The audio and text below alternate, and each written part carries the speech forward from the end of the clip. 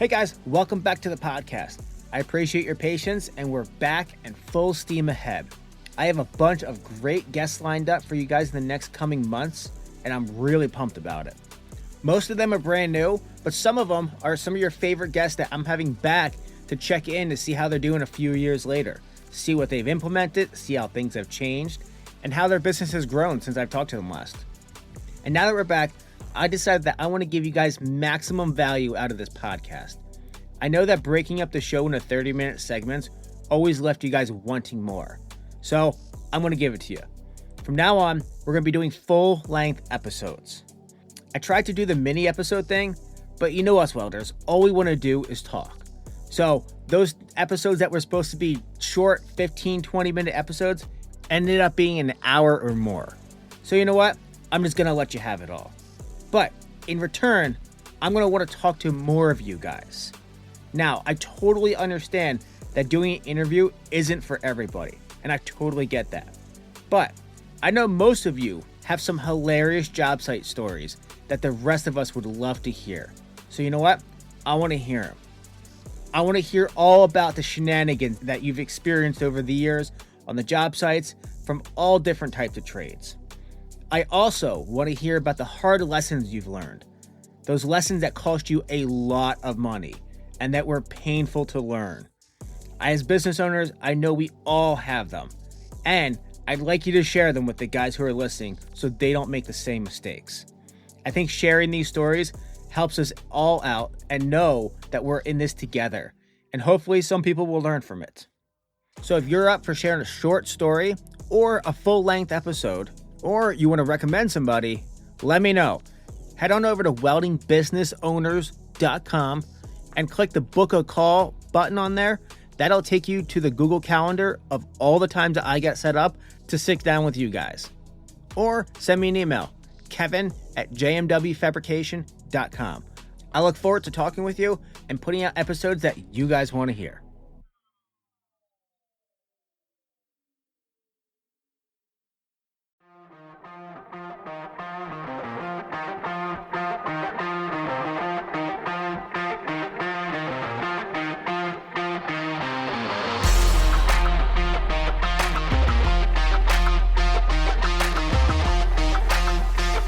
Hey guys, welcome to the Welding Business Owners Podcast. We're a podcast are late, but our bids are on time. I'm your host, Kevin, with JMW Fabrication. On today's episode, I sit down with Steve Sainsbury from FlyFab Fabrication. If you guys don't know Steve and his team, they do some awesome work out in the state of Washington. And if you still don't know their team, I promise you've seen a video of their work. If you guys have ever seen the video of that Ford Taurus with the Bobcat strapped to the top of it, going down the road, swerving everywhere, yes, that is Steve and his guys. I actually got to meet Steve and his team out at FabTech, and we spent hours talking about business out there, and that's when I knew I had to have him on the podcast. So I really enjoyed our conversation. I hope you guys really enjoy it too. You can find all the stuff that he does on Instagram at FlyFab67. And if you guys like this, give me a 5-star review on your favorite podcast player. And share the show with somebody else that you think that it would help. I really appreciate it. I read all your comments on there, guys. I really appreciate everything that you guys do for the podcast. So without any further ado, here's Steve with FlyFab Fabrication. Steve, welcome to the podcast. I appreciate you taking the time and talking with me. You know, it's been awesome to hang with you and your guys at FabTech and meet you at the Whistle and Diesel thing. So let's get started and tell me about you. Tell me about your business. Tell me about what goes on and what kind of stuff you guys do. Yeah, sure. You want to, I guess, start from the very beginning on how we ended up where we're at? Yeah, absolutely, man. I want to hear all of it. All right. So, I guess years and years ago, it's kind of circled back around. So it's kind of funny to see how things have evolved. But I guess back when I was just a kid, I had a couple of uncles that used to race what they called bump to pass. So they were working on race cars every weekend and everything. And I had an uncle that worked for a company here locally called Spomac that built rock crushers. So we had access to their entire fab shop, and that's where all that took place on weekends, building race cars and then utility trailers, all kinds of stuff. So as a kid, our dads were all working on equipment and building stuff, and then we were out crawling around in these rock crushers and playing on them and stuff like that. So I think that's probably what really got my first interest in welding.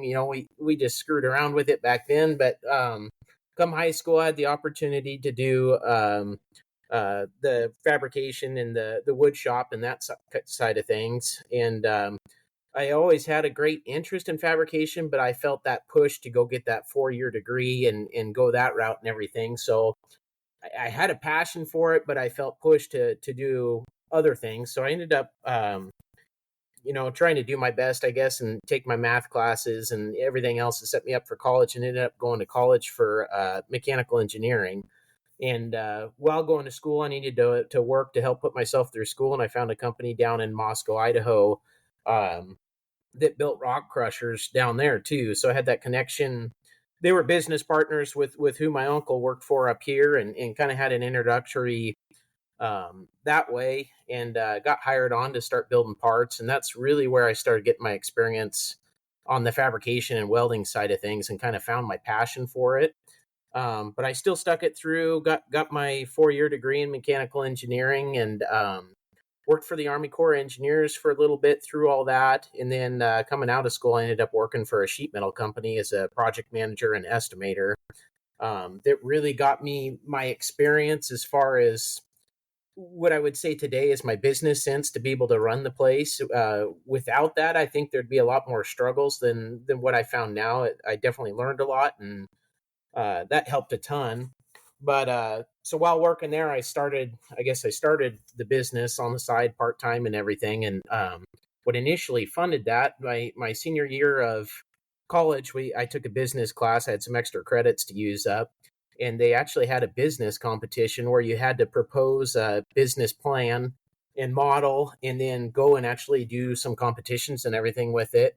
And at that time it was my girlfriend. She and I were on a team together to do this. And obviously we got married out of school and everything, married now, but back then we were riding motorcycles and everything quite a bit. We had to come up with a business name and everything. So that's where FlyFab came from. We had a lot of fly racing gear and everything. It was on a whim coming up with a business name. And so we ended up taking second place in one of the competitions, and then the name stuck after that. We used the prize money that we won to buy my first welder. And Nice. at that time, after school, she was still a year behind me, so I moved up to Spokane and started working for the sheet metal company. And I was living out of a farmhouse out in Reardon that had a barn out there, but had a concrete floor. And so I bought my first 110 welder and a chop saw, a DeWalt chop saw, and was just working on the floor out in the shop, every night till 10, 11 o'clock at night, doing what I could to find my way. And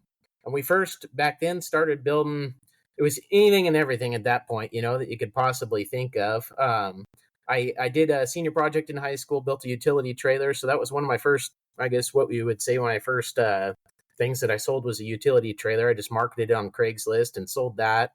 And then I got a new pickup and always wanted a ProTech headache rack. Well, I got this ProTech headache rack for this truck, and I didn't like how it fit the cab profile. So then I had the idea to try building our own rack, and then that kind of stuck too. And I would say is one thing that we're kind of iconically branded for of one of our products is headache racks. Okay. Still do that a lot today. We build a lot of them, but it's pretty small compared to the rest of the custom fabrication that we do. It's always been steady and great fill-in work, but I wouldn't say that it's a huge money maker for us. I think there's potential to scale it, but our focus hasn't been on that yet. It's been more on the bigger custom fab projects. So for a while there, I was, hand in hand working a full-time job, doing this on the side and on the weekends. And then once my wife and I got married, I moved out to her family farm. And at that time I had plans of taking over the farm, and just kind of doing the welding as a hobby and a winter thing. So I kept doing that for several years. It was great the way we farmed. I had winters off to do the fabrication full time. But the more I did it, the more it grew, and it needed more time and attention. And I was kind of at a decision point, whether to give up the welding because I couldn't manage that and farm, or to give up the farming and go full-time welding. And I saw the opportunity to take the business full-time One, for the main reason being that nobody would be able to limit my success. You know, it's up to us or up to me to grow it to what it's going to be. Mm-hmm. And it was one of the hardest decisions I've ever had to make, because I knew if I left farming, that opportunity was gone forever, and that's something I always thought I wanted to do. Um, but it was a good move for my wife and in our family to do that. And it hasn't been easy by any means. You know, I'm sure you know the same, being a business owner, but Yeah. it's very, very rewarding too. So once we made that decision, my What in-laws year was decided, that? that would have been 2019, fall of Okay. 2019. Awesome. Yeah. Yeah, and I finished out harvest for my in-laws. They decided to sell the farm, so it was sold, and then I moved back to what was home for me, just south of Spokane. Worked harvest for a couple other farmers, trying to scrounge up any extra money I could before I dove all in. And I really lucked out. I got a good friend of mine that I was roommates with in college. His family farms over here and has a ton of extra buildings and everything, and offered a shop to me rent free just to get my feet under me, and been really blessed to know them and have them help me out. And I think that's a huge part of the success that we've had today, is that opportunity they gave me to get my feet underneath me and get running. So That's so awesome. they rented me that 50 by 50 shop, is where we first went full time. That was what we were in, and ended up outgrowing that place really, really quickly. I struggled a long time. I kept taking on more work and trying to do it myself, trying to. I never knew when the right time was to get my first employee and how to manage that and everything. I think I waited longer than I probably should have, but I always try to run on the safe side of things, I guess. Make sure that when I bring somebody on, I got the work to keep them and everything else too. So ended up doing that, growing my first employee, and I think I went a year and a half with just him and I, and then grew into another one. We kind of floated back and forth there with a second guy. It's been a struggle to keep people, and but anyways, got that, and then finally found an opportunity to buy our own building down here in Latah, and we've been over here just over a year now. So Okay. went from went from that one full-time employee to four, right at moving. So it was a lot of new guys all at once, not a whole lot of experience. And this last year has been a real whirlwind with that, trying to train and manage and Mm. keep up with quality control and minimize mistakes. So it's been a busy year with a lot of learning curves and everything else on our end. But the future's bright. It's you have your days where it definitely sucks and it's really hard, but um, got to remember how far we've come in such a short amount of time too. It's been very Yeah, rewarding. So, absolutely. but yeah. So, but yeah. So no, I've literally started from the bottom. I've never really come for money or had money, but every penny and every chance I get, we choose to reinvest and acquire assets, and then Hmm. in turn making things more efficient, more profitable through doing that. So, What kind of but work do you chase now? I that's one thing I keep telling myself. I think we need to narrow our focus and try to figure out, because I wouldn't say there's anything specific that I'm going after, and it's Yeah. kind of a double-edged sword. It's great because we're always busy. We're diversified, and there's always work to be had being that way. But the hard side of that is finding employees that are capable to handle so many different tasks and challenges in front of Yeah. us. So I would say, some of the big stuff, we still do a lot of headache racks where we found a niche building fire trucks.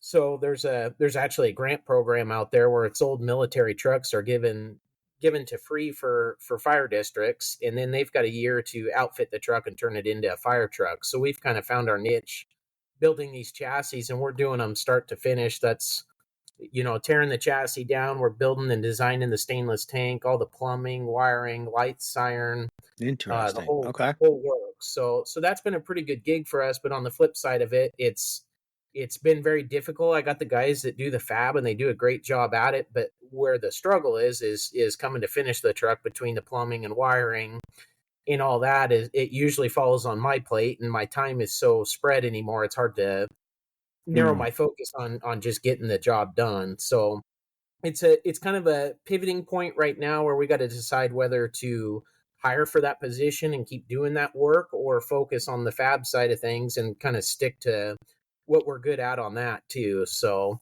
and then along with that, we actually do a lot in the aggregate mining industry.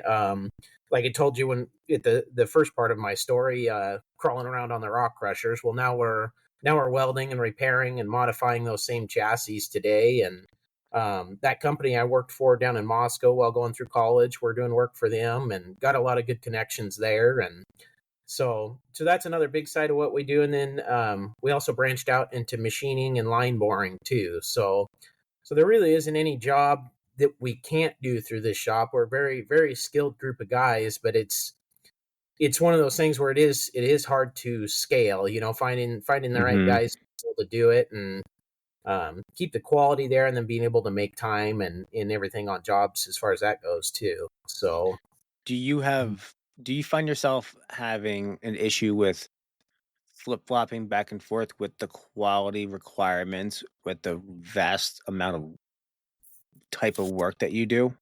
yeah, so that was a question I was going to have for you today too. The quality for me, the hardest part of it is me going in so many directions, trying to oversee everything going through that shop and catching mistakes or quality issues before it's too late, or before it's painted or in the paint booth. Mm-hmm. And then on the flip side of that, starting from nothing and having a massive amount of growth is your cash flow.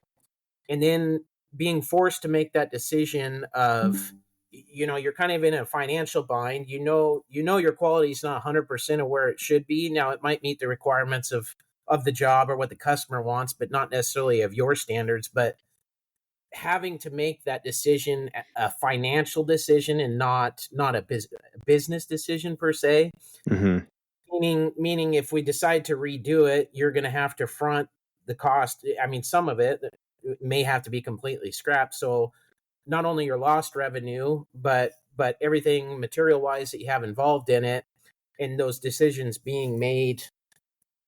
I don't know really how to say it, I guess, but financially, and not on 100%. I would redo it if it didn't come down to money, but having to do it where you feel that financial pressure that you need to turn it out because of where you are financially at the time with that project.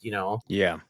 So I hate being faced with that, and I hope with time, we can kind of work ourselves out of that. A lot of that's going to come with experience out of the guys. We're going to mitigate that, but I also know that for us, we need to have, I guess what I would say, a working shop foreman or somebody more involved that has that experience and that skill set that can be the eyes in that shop all the time and try to catch it, since I'm in and out in the field and bidding jobs and everything else too. So I know that's a big struggle where we're at right now as far as growth goes, and trying to make that next leap and finding the right guy for that and everything. So, but yeah, and then it is hard, like I said, being so diversified, trying to find the skill set that can make the calls on, the various projects that are going through at that time.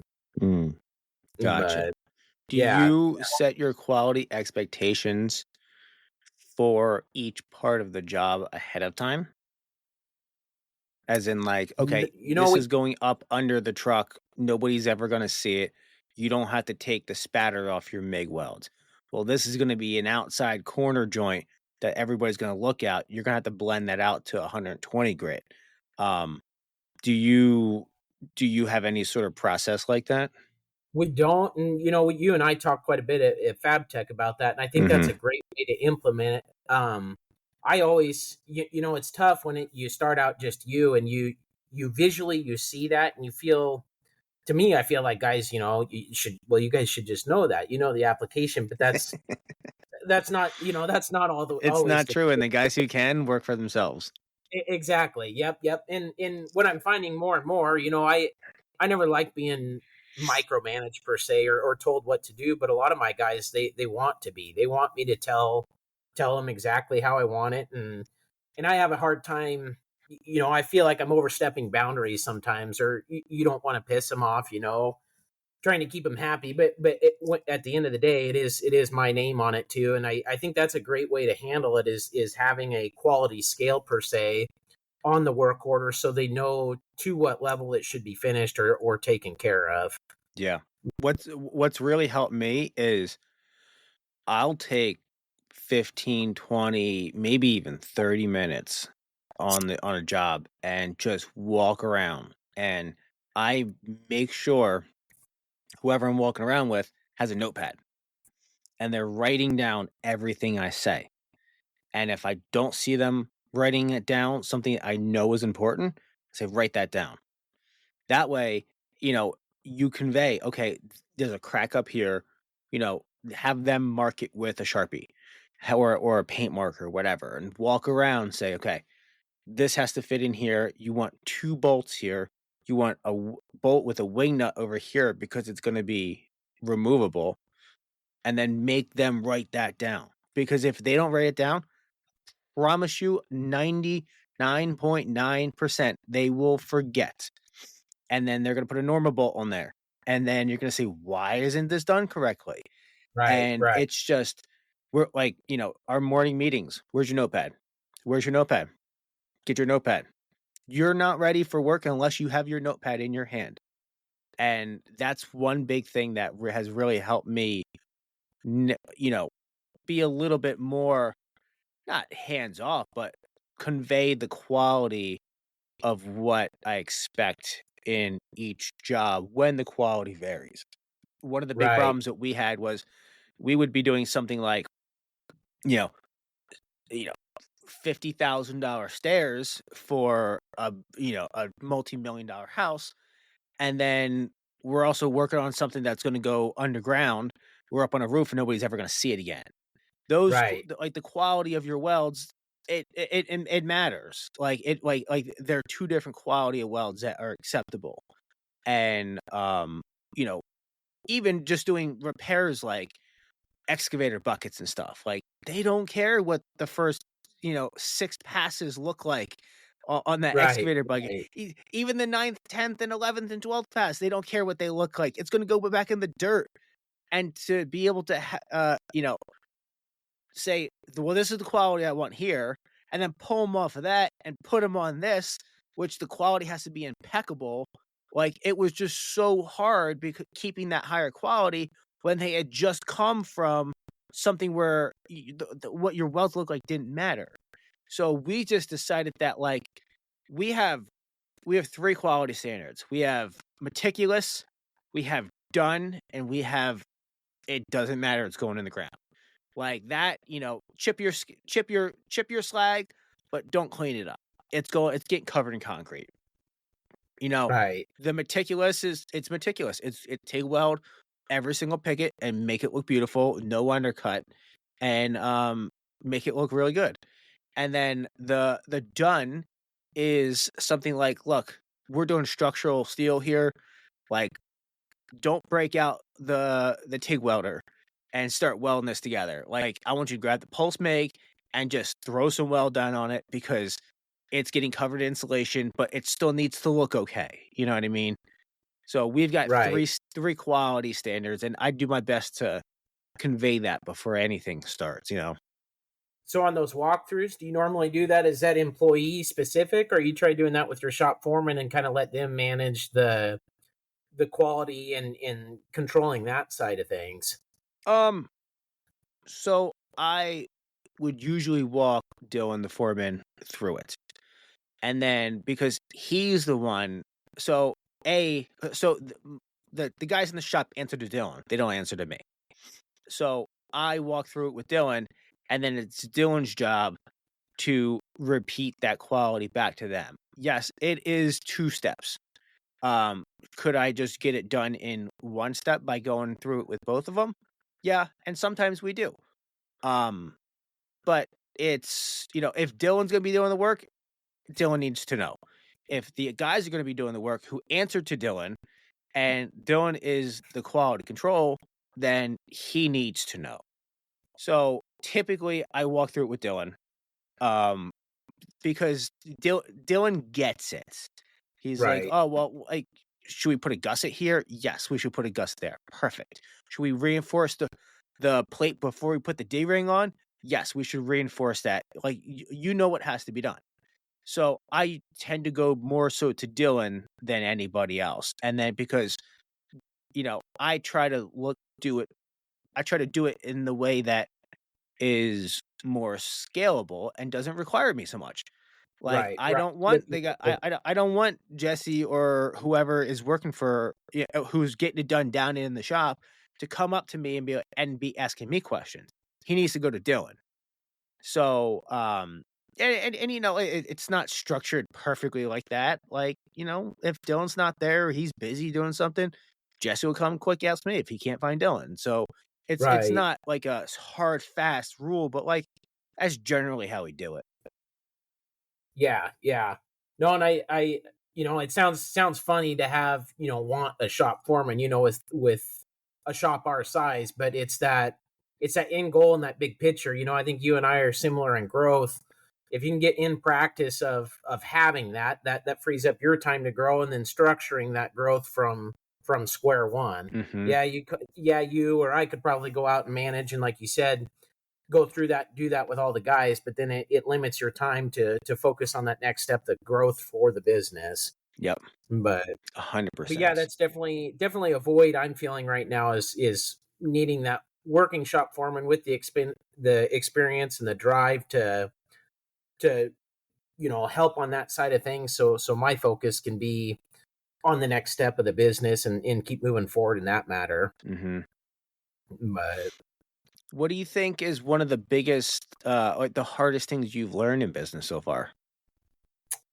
I think for me, that was probably early on, my first year, even when I was part-time, and I would say that's taxes. Mm. Um, I didn't think anything of it. I paid my sales tax and everything, but then at the end of the year, I thought all the money was mine that I had, and didn't plan for income tax. So that was kind of a rude awakening after filing taxes my first year, and I didn't have any guidance or anything on any of that stuff. So I didn't know about equipment depreciation, or writing certain things off, or, doing a better job keeping track of expenses incurred with producing products. So I thought, oh, I want to make it look like I made as much money as possible. Well, I ended up paying big time come taxes on that, and paired with I was working at full time, so I had that other income on top of that, and so that was kind of an unexpected surprise my first year, and ended up having to owe a bunch of money to the IRS. But They don't I had play. another friend, at that time. Yeah, yeah. I had another friend at that time, kind of in the same situation I was, and they actually put me on to one of the best books, I think, for guys starting out, and that was a book called Profit First. Mm-hmm. And after reading that, and going through it and restructuring things, that's been a huge help for me to help budget, for taxes, and then making sure that you're paying yourself, and in delegating money as it comes in, and assigning it to where it needs to go and where it needs to be used. So for me, that was huge as far as learning and helping after that. And after that, we've been set up really well, and taxes never bother me anymore. But it definitely learned the hard way my first year in, as far as that goes. Yeah. But yeah, I think well, everybody does. yeah, yeah, yeah. But how about for you? What was the hardest thing I had? I would say also the same is letting people do what they're good at. I'm not good at taxes. I don't want anything like I like the idea of you know minimizing my tax burden, and I know how to do that really well. But like to pay the taxes and file this and do that, like that's just not me. Um, Hmm. it's just not me. So yeah, that was the thing for me too. I would say, yeah, that was probably number one. Was I thought I could do it all myself, and instead I did do it all myself, and I screwed it up a lot.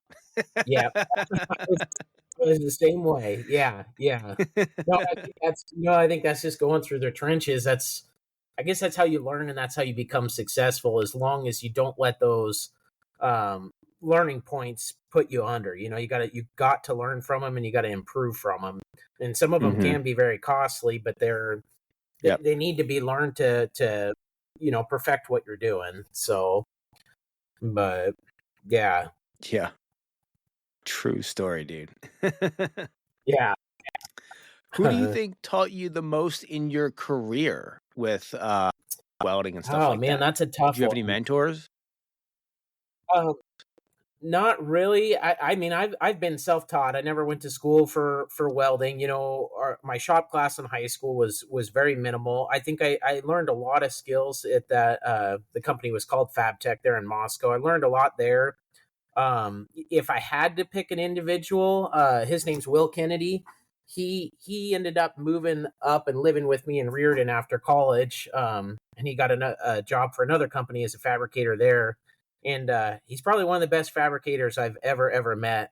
But he ended up living with me out in Reardon and helped me a lot, on those nights and weekends out there, turning out projects and helping with design. He's Mm-hmm. super smart. But I can remember looking and watching him run beads and just being astounded at how perfect they looked and how good he was at it. And I give a lot of credit to him. I think that's where I learned a lot of my fabrication skills. Because I worked with him at FabTech while we were both going to school, and then obviously living together and doing that. But I remember him giving me lessons on how to run a bead and how to whip and how to make it look better. And I really do think that uh, he helped me to become what I am today. So, and and I feel very very confident in my skills now. Even being self taught, but I think the root of a lot of it was through him. But Nice. yeah,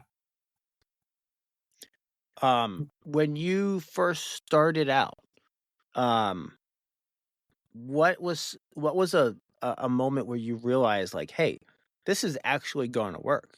Like, was there a light bulb moment that you had that it just clicked and you're like, oh, I think I can actually make this work?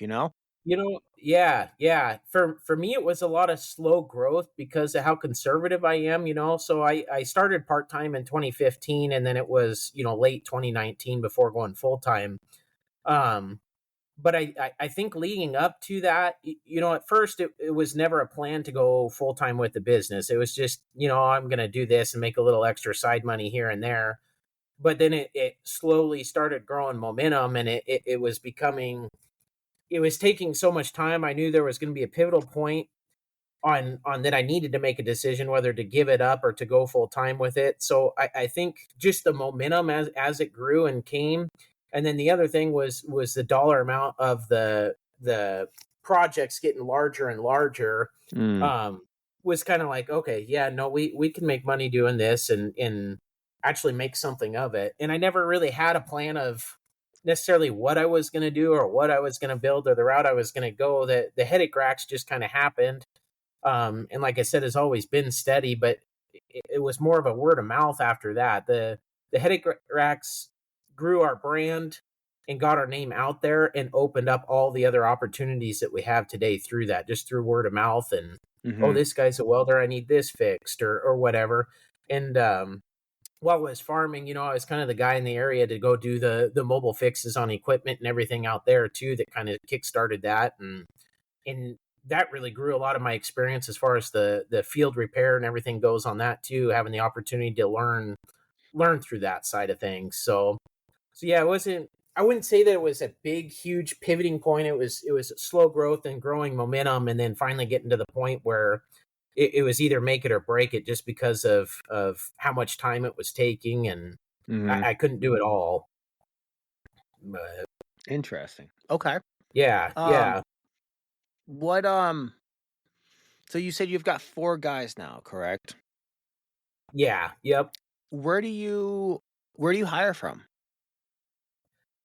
So we've kind of been all over the board, but mainly Indeed is what I've targeted. Okay. And it's been decent for us. I know I've put out ads on like our business page. I really haven't ever got much response off of there, and then some Craigslist ads. But Indeed's been great, but it hasn't really. It's kind of funny, you post your job ad, and then people are supposed to reach out to you or whatnot. But there's also an area you can go into and actually search people and look through resumes and everything else. And I've actually found more luck of success of employees searching and inviting people to apply than I have off of our job posting and people applying through the job posting. I So it kind never of gives knew you you a chance to search pre-screen a people. bunch of. Yeah, yeah. Yeah. So I think it's called. I think if I remember right, it's been a while since I've been on Indeed again, but I want to say it's matched candidates, and I'll let you just scroll through pages of people that have similar um, um, skills to what you're looking to hire, and you can actually read the resumes and then invite them to apply. So I know I've got one of my guys now is been off of that. One of the other employees has just been word of mouth from Mm. another guy we had. So, but yeah, we've hired several people off of Indeed and had pretty good luck off of there. I totally But just wrote that down because I never. So I let Melissa do all the hiring right, because right, she's the first touch as far as like people talking to. If you get to me, she's already vetted you pretty well. So she's like the first person and the second touch actually. It's she puts the ad out, she screens just your resume and then also calls you and does a phone interview. So if you get to me, like you're already two steps deep. But I never knew you could go search candidates. yep, That is yep. going And to be a freaking game changer. yeah, it helps a ton, especially if you're in a hurry. You're needing something sooner than later. You Yeah. can kind of kickstart that and pick people out that way. So, is Indeed primarily what you've been using then as well? Primarily, yes. Yeah, We search we have man, it's been almost all Indeed. We had a couple people who just we knew we hired on. One guy worked down the road, but mostly Indeed. We've tried a couple different places and they have just not worked out at all. right. It just seems like Indeed is where everybody's at, and even that's like you get 25 candidates and there's like two or three that are actually like good enough to like really even almost even call. You know what I mean? Let Right. alone hire. Uh, How in depth is your interviews? Obviously, you're probably doing a weld test and stuff. so by the time they come, so first of all, first it's just a phone call with Melissa. It's Hmm. if your resume is something other than like working at Applebee's, um, and you've got some sort of experience, like the more people we've hired, the more we're like, you know what? Let's just narrow this down a little bit more. Just because it's a lot of time, it's a lot of energy. So our interview looks like first it's a phone interview and you talk to Melissa and if you can hold a conversation with her, I tell her she should some of the conversations that she has, man, she could write a book. She could be a I stand-up can. comedian and write a book with some of the people that she's talked to there. Like, holy moly. Hilarious, hilarious. Not good, but hilarious Yeah, stories. yeah. um, so there's that, and she's like, "Oh, so if you get past that," she's like, "Okay, come in." And our fab test is making a square box.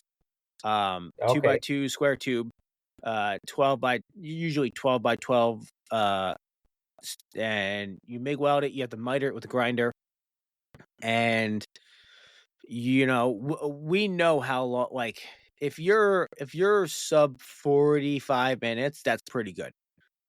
If you're 45 to an hour, that's okay. You know what I mean? Like that's acceptable. If you're over an hour, all right, maybe you got the jitters. But like it better be like pretty accurate. We give a little bit of grace up to like a 16th of an inch. If you're an eighth inch out, like that's it's not good. Like it's not that you're not hired.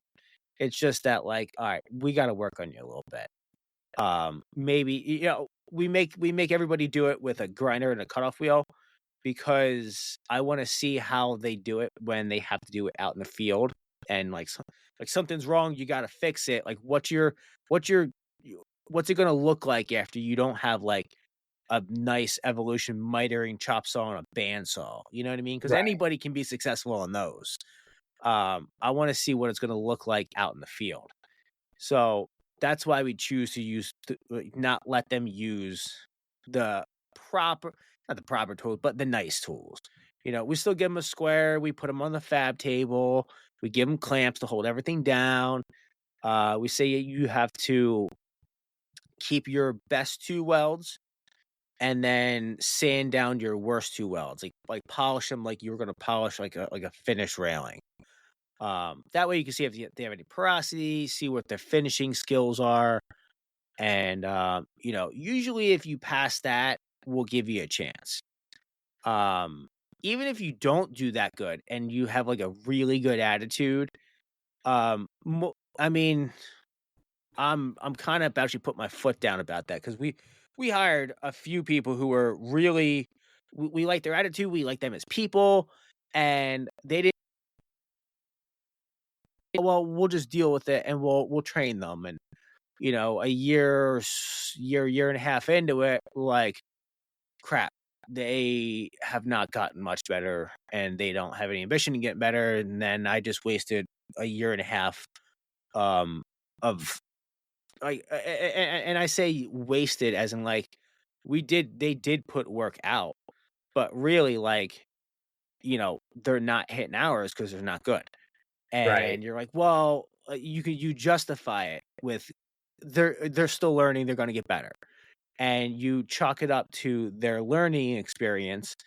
But then if you don't keep an eye on it and you don't,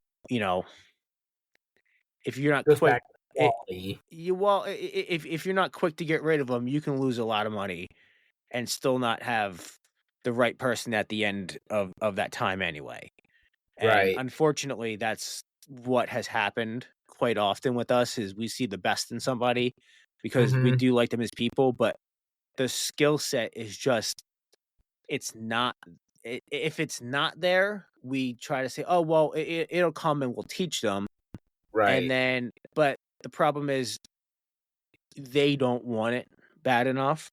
And so we put in like basically what just comes down to a lot of money. Like time is money. We put a lot of material, we put a lot of missed hours, we put a lot of lost time, and in the end they still just don't work out. So unfortunately that happens, that has happened a few times, and now it's just kind of we're just going to hire for the right person. I would rather stay small and build this business to be a profitable thing and something that I'm really proud of. And as far as quality and the people who work for us and the work that we put out, and I'm okay with it being a slow process in order to build the right thing. Right.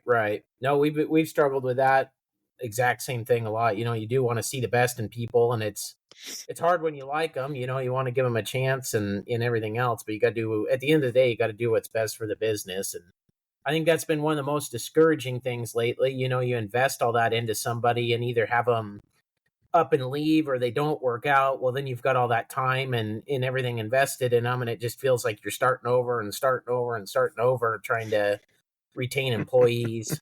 I often find us, we get so buried and so busy, we start getting desperate for that extra help, and then that lowers your standards on who you're getting through the door to do it. Yeah. And finding myself, in that same situation. So it's a fine line. You want to be able to invest that time in somebody and get them where you want to be, but you can't be so buried in work that you're forcing them in situations that they're not quite ready for yet. Yeah. But unfortunately. Yeah. What are some of the things that you do to facilitate your team's happiness and to their growth in your shop, and like what are some of the things that you do? Like what's your approach to keeping your team happy? The working environment for one, and then flexibility. And then the other thing is I love to give. I'm a giving person. Any chance I get, and I feel like I've got money to do so, I love to put cash in their paychecks with a little note, telling them how much they're appreciated and how much I really appreciate their hard work. And I know with some guys it really does go a long ways, and that's something that you won't get in the corporate industry. Mm-hmm. But at the same time, what we often fight is everybody's always looking for that next dollar, and in some of the bigger companies and stuff, yeah, they can pay more money and everything else too, but money's not always everything.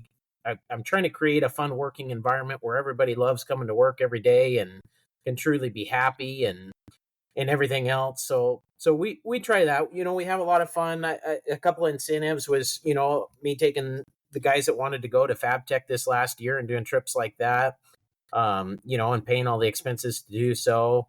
Same with that Whistling Diesel thing. I was able to bring Evan with me on that trip. Those are life experiences that you wouldn't get anywhere else, and to me, there's some value in that. Mm-hmm. So, but I do feel like that's a never ending struggle, is trying to make sure that you are keeping guys happy and in retaining guys, because that's one of the hardest things is the turnover and not having that experience in your shop. The most experienced guy that has been with me has only been here a year and a half, and then the other guys are right at a year. But when you're looking at the big scheme of things, that's not a lot of experience doing what we do to help be able to train oncoming people and everything else. And that's a hurdle I'm trying to overcome is try to get that experience out there so it frees up my time. And I'm hoping some guys eventually will stick and that we can get to that point and be able to use them to help train, the oncoming people and everything else. And that's one of the biggest struggles this last year is we went from 1 employee to 4 all at once. Well, my time got so occupied outside of the shop that I wasn't there to teach all the new guys that had never worked here before, and there wasn't any experience out there to help show them our ways or what we do and oversee all that. So that was a battle this last year. I'm very hopeful coming into this next year. We do have some guys that have been here over a year now that's going to slowly start improving, and hopefully we can just keep them happy and keep them here and keep building that team. So Nice. and on the flip side of that, I know a while back I've been wanting to ask you, being similar in size, another big thing that retains people or that they look for isn't necessarily pay, but it's benefits.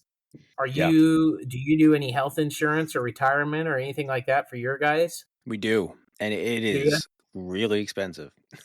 Yeah. we have And we have really good health insurance though. We have really good. I should say we have really good health insurance for a small company. We'll put it that way. okay. It's like we have. I couldn't even tell you what our. It's maybe like a $2,000 out of pocket expense per year. But I'm sure if you work at a big hospital or something like that, you could get better insurance. But it's pretty good.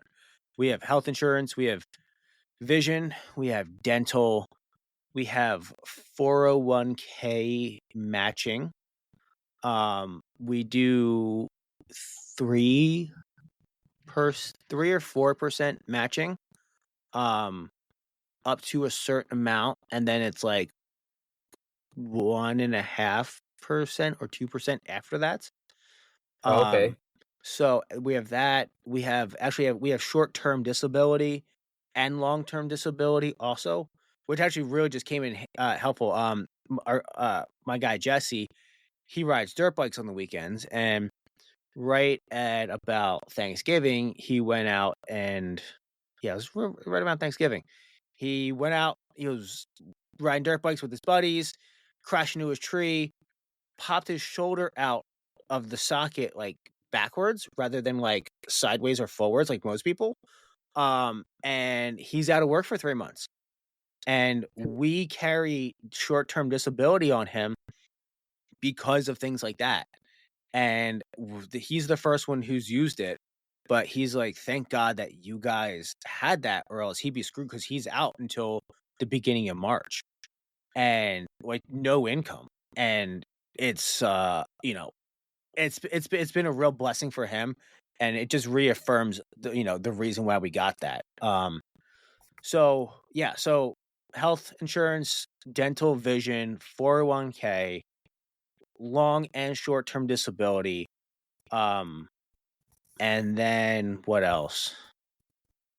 We're also really flexible. We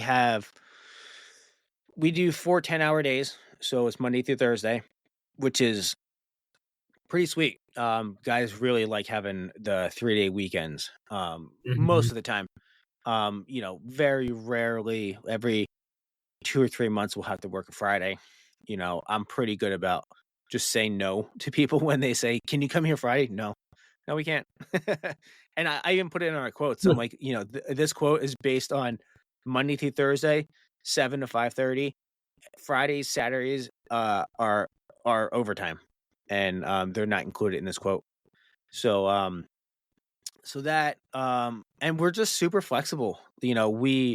I let the guys use the shop on Fridays and Saturdays and Sundays for their own projects. Like they bring in stuff that, oh, I'm building a barbecue for my cousin or my uncle or something like that. And, I'm bring my dirt bike in, and, our shop is on 23 acres. So I say, bring your dirt bike in, go ride, we have a That's pretty shooting range in the back. It's 125 yards.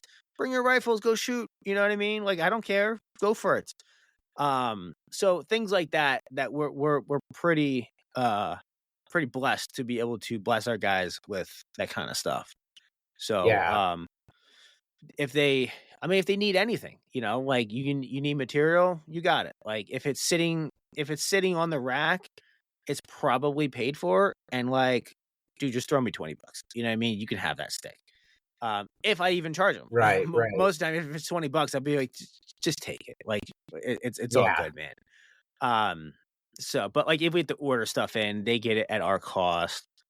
They can use the shop whenever they want. We don't even charge them anything for consumables or anything like that. Like stainless wire, all the gases, like we'll cover that. That's pretty cool. Yeah. So things like that.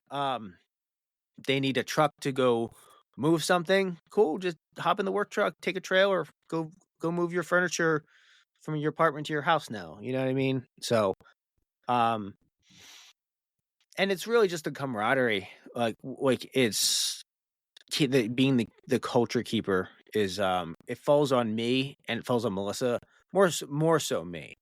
But that's that's also a really tough thing to do, to put on your shoulders, because everybody likes coming in and having a good day, even if you're not. Right, right. And when you're the culture keeper and everybody looks up to, uh, it's a lot some days. Yeah, yeah. What made you how'd you ever make the leap into the retirement and the health insurance? Did you do that early on? No, that was pretty recent. We've only had that maybe like 2 years. Okay. Yeah. Because it has been so expensive. And Right. we, man, I forget. We pay a lot overall in insurances. It's a lot. Um, you need to have enough guys. So like with the insurance plans, some insurance plans, they won't even touch you if you don't have like at least 10 people to join. Right. Right. Like our insurance plan, we have to have at least 5 or 6 people on it to be eligible for that plan. So if you don't have 6 guys, you can't get that plan. And obviously the smaller plans are, more expensive, because it's a lot. And honestly, it's just a lot more work for the insurance company to get you signed up and everything like that for not a whole lot of premium. So I get why Right. they do it. Not that I'm sticking up for health insurance companies or anything like that. Yeah. Yeah, no kidding. by any means, no. But yeah, so we had to grow to a certain size, and you have to have a certain amount of billable hours to be able to cover that, above and beyond like all your insurance, your trucks and your fuel and your consumables and payroll and your mortgage and everything like that. Like, you just had to be at a certain size to be able to afford that. So Right. Right. it just took a little bit. Yeah. Yeah. No, I know that's another big leap that we need to make, and I do think would help with employee retention and everything else, and getting that skilled labor in there too. Mm-hmm. But yeah, it is a big leap, and it is expensive trying to figure out how to pay for it when you have a minimal amount of guys, So, Yeah. but yeah, but So, what do you think is your end goal for your business? And I do you have an end goal yet? I guess I'm not sure. Every successful business does have an exit plan. In my mind right now, I have my days I get so frustrated. I think about going back to myself, because it was easy to manage and I made good money on my own and everything else. But I keep reminding myself of that big picture, and that's building a retirement.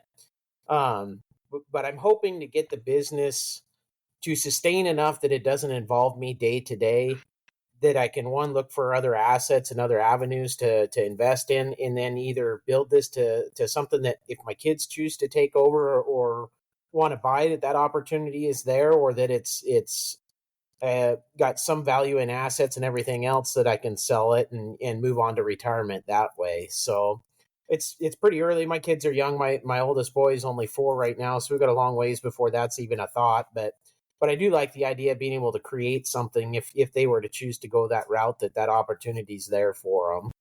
Mm-hmm. But how about for you? How about for me? I think it's constantly evolving. Honestly, Right.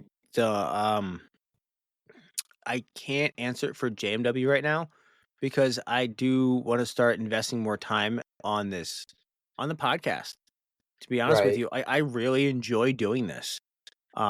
It's really, I think it's helping a lot of people, and I can, I've done this podcast just out of for the fun of it for the last 4 years, and 3-4 years, and I think it can be something more that I think it can actually be like an income generator while I'm still helping people. So, Absolutely. Yeah. I do think JMW. I'm always going to be involved in some sort of welding business, no matter what. Um, and like my vision for JMW has changed over the years. Um, I think that there is a lot of money to be made with the upcoming technology in, as far as using the technology that's coming out for a small fabrication shop to be able to punch way out of our league with the amount of work that we can put out in a small shop. And Just as far as equipment technology you're talking? yeah, I mean, Yeah. like laser That's welders, machines and things like that, like CNC. I mean, I think this AI technology thing, you'll be able to just say, "Hey, here's a picture of where railings I need to make. Here's the picture of the stairs. Like, make the railings, and it'll make them the code for you. You know what I mean? right. Like, fill out Right. these dimensions, and it'll automatically populate, uh, you know, a set of shop drawings like that. It would have taken you forever to do, or not forever, like a couple hours to do. By the time you go measure and you come back and you draw it up, like I think that, small shops like ours can, if you would, and not granted, the technology is not that cheap right now. Right. It has gotten actually a lot cheaper. Like if you look at the stuff that was $1 million, it's now $150,000 in like 4 or 5 years Yeah. later. So if we can adopt things like that into our processes and be able to, with a 6, 8, 10 person shop, do the work of a 20 to 25 person shop, that's pretty freaking cool. I really like Yeah. this. I really like the idea of that. So I have some ideas of what that's going to look like. I haven't implemented any of them just yet. So I can't say I have a clear, concise vision of which way to go with that yet. Right. Right. I see a lot So of opportunity just with social media anymore too. talked to a lot of people down at the FabTech Expo that are involved on that, and how it can complement your business and what you do, whether it just be advertising or even an alternative income stream from it. And I think that might be something we dabble with a little bit this next year. Maybe do some sort of informational or training videos or something, just to, for the home hobbyists that want to learn and do something, to have something or an avenue to go to and learn things like that.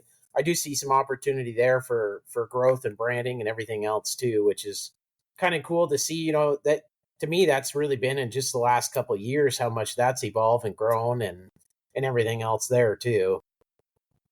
Yeah. But Yeah, absolutely, man. I'm on that same path. I'm on that same path. yeah, yeah. Uh, So you said that you've got a young family. What is your what are some of the things that you do to juggle that work life semi balance? that's a never ending struggle. It's definitely gotten better. When I took this full time, I ended up moving up here and living out of a camper for, I think it was 6 or 8 months, which I think was part of what geared me towards success. But my wife was still working full time with her parents, and they were able to watch our son, who at that time was only, I think he was only 6 months old. So I missed out on a lot because I was, I don't know, 60 miles away living out of the camper, trying to make this welding thing go, and only seeing her on the weekends. But since then, I've slowly been trying to improve that and give back more time. I missed out on a lot when he was really young, so it's trying to have that flexibility that when I need to leave to go be with them, that I can, and then really trying to focus on shutting the phone off on weekends, or even when I'm home. That the business hours are business hours, and outside of that, I need to just, texts are coming in all the time, emails are coming in all the time. I even get people trying to call on the weekends and don't necessarily respect that personal time. And it's hard, when you get the notification on your phone and it's popping up and everything, and you're at home, to not take it. But I've been trying to be really, really cognitive of that and shutting that off, and letting it wait until Monday morning, and putting that focus on my wife and my kids at home to make sure that they get the time with me that they need. And you don't realize how important that is to them until they, like Brady, my oldest, he's 4 now.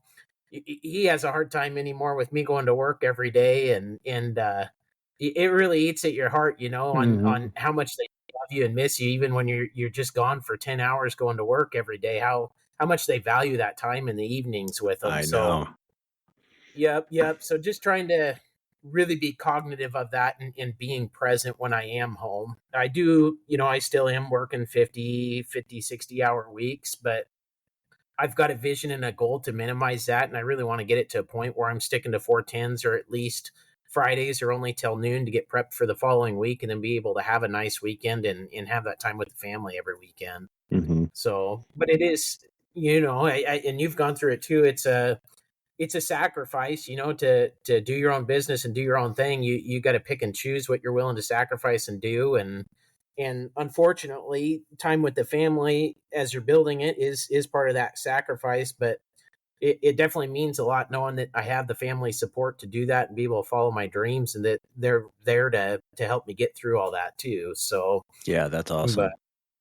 And I think a lot of people don't, it always sounds great and easy to go do your own business and do your own thing. And it looks great, but I don't think you truly understand what it takes until you're there and doing it, and the sacrifices that it actually does take, starting it from nothing. So, but yep. So, but it is very rewarding, and it's definitely worth it. But yeah, you definitely have to pick and choose your battles, and in where you devote your time and everything else. So, but do you still have email notifications on your phone? Because I think we talked about that at FabTech, did we? Yep. I turned that off. The email notifications I don't have. Unfortunately, I do get the text message notifications, and anymore there's so much text along with business. But I do. If I see it, don't recognize the number, and know it's business related, I won't even open it until the next business hour. So sometimes I thought about getting a second phone where it's strictly a business phone, but it's hard to want to pack around 2 phones all the time and everything too. But it would it would make that separation a little easier too. If you get a different But number that you give out, so we have I have like our business has an 800 number, and we're actually able to, it's an app on our phone.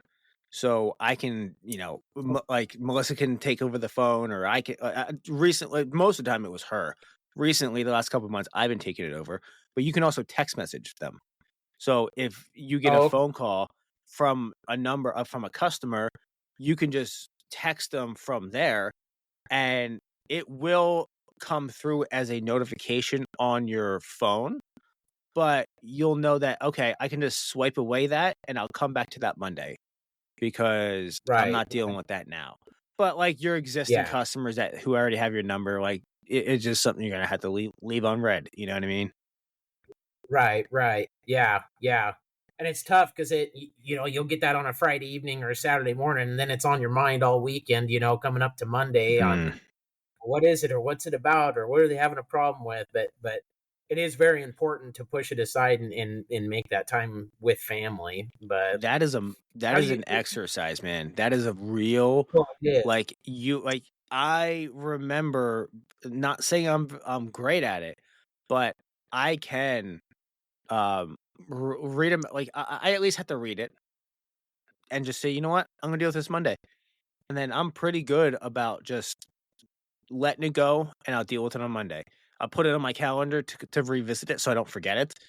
But you know, Right. but that took me a long time to get there. It took me years of legit. It's been years of trying to train myself to get to that point. So it's possible. You just have to really work at it.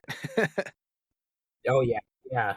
Do you have a lot of customers that text you, or how do you feel about that? I know for me, it's a double edged sword. I almost rather a phone call because you can get through it to the point. I often find myself getting overwhelmed with text messages, and then you don't have the time to respond, and then I'm forgetting to get back to them, or you're in the middle of reading it, and somebody from the shop is coming and asking something, and you forget. But Yeah, I'm I just tell curious how everybody other to guys email it to handle me. it, or how much. Yeah, Yeah, yeah, text easier to sort messages through that way. tend to get uh buried because I get a lot of them. Personal, some business. You know, I know that when I say I'm gonna, I make plans, I'm gonna do something, or all right, yeah, I'll meet you there then. I have to put it right into my Google Calendar right away, or else I am going to forget. But if Right, it's new customers and I'm like, oh, like send me pictures over, I'm like, you need to email me pictures because I do not do estimates every day. Like I semi regularly batch my estimates. So like maybe twice a week I'll sit down and do estimates.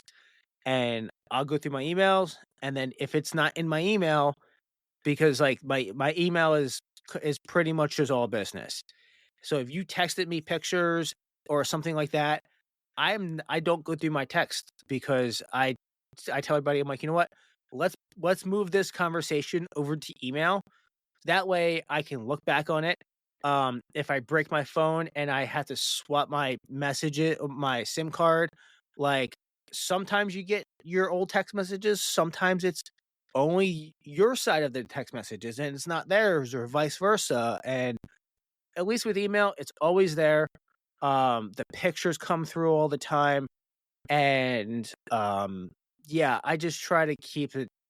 You know what? You're gonna send me pictures, email them to me, because then I can look at them and then all right, I'll get back to this, and then click mark as unread, so that way I know it needs it. Because I sort my inbox, like there are some things that don't need any attention, but I don't want to kind of like archive them yet. So I'll leave them in my inbox, but they're not. But I leave them as read. But the ones that I need to get back to, I leave as unread. That way, when I'm scanning through, I can say, oh, the ones that are, because like I use Gmail, and it's like the black on right. white. So if it's bold, then I can say, oh, I you know what? Let's go a page over, because you've always got at least like 100 to 150 emails in there that are pertaining to jobs and just rotating around. So let's like go back a page, make sure I didn't miss anything, and then I'll just scroll from the oldest to the newest and make sure I didn't miss any quotes or any follow-ups or anything like that, and then work my way to the newest email. Um, so yeah, I really have people to I really try to not um do any sort of bidding or any communication as far as photos or job specific projects through email. And it does happen. It does, like my existing customers who've been with me forever, they still text, and I just had to make it a good yeah, a real point to put it into either an email or usually job tread, so that because it's, oh, here's the address, here's the site contact that you need to, well, you know what, I'm just going to put that right into the dashboard of job tread for that job, so that way um everybody knows it and it's not left in my inbox and it's Tuesday and they're saying, oh, what's the address, because that happens pretty often.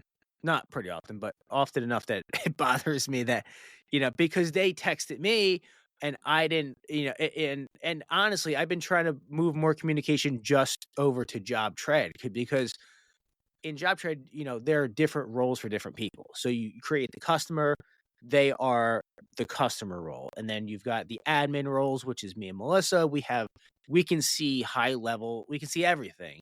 But then there's like the shop foreman who can see a little bit more of the numbers than the guys who are out getting it done, because all they really need to know is like how many hours it should take, like what the expectations are and what materials and things like that. So I try to put it in the dashboard so that I can, they know. But then I also try to move our customers' communication over there too, because if I'm, hey, just confirm that your railing is going to be gloss white and not satin white. I could email that, but then I had to relay that over to job tread, or I have to relay that to somebody else in the shop. Versus if I do it through job tread and I click on, make sure that this goes to the customer and everybody can see it, then when they reply and say, yes, confirmed, we want gloss white, nobody I can't drop the ball on it. You know what I mean? So that's been when I'm doing my job well and not being pulled in 5 different jobs, like directions, it works awesome. But, we're it doesn't happen all the time. I will admit that. But I do still drop the ball because people like to communicate with me rather than the foreman or the person who's going to be doing it, like doing the job. But that's okay. It's just I'm still the project manager on it. So that's what I try to do. I try to stray away from text messages. First priority would be communicating in job trade, because what nice thing about job trade is that you can, if they send you like, all they have to do is hit reply. They don't have to have the app or anything like that. They just hit reply in their Gmail and it comes right into job trade. So like they don't need any special software or anything. They just reply back to your email and it auto populates into job trade, which is really, really sweet. So first priority, try to get people in the job trade.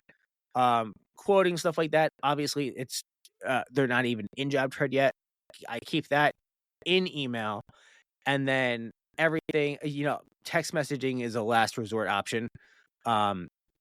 If they do call me on the phone, and we discuss things that are important, like colors and dates and things like that, right away put it in job trade right away, because I have, same as you, my head is in, I do 50 different things a day. I've counted. I've counted, like it's anywhere from 50 to 60 things a day. And I will forget, and I do forget often, unless I write it down somewhere.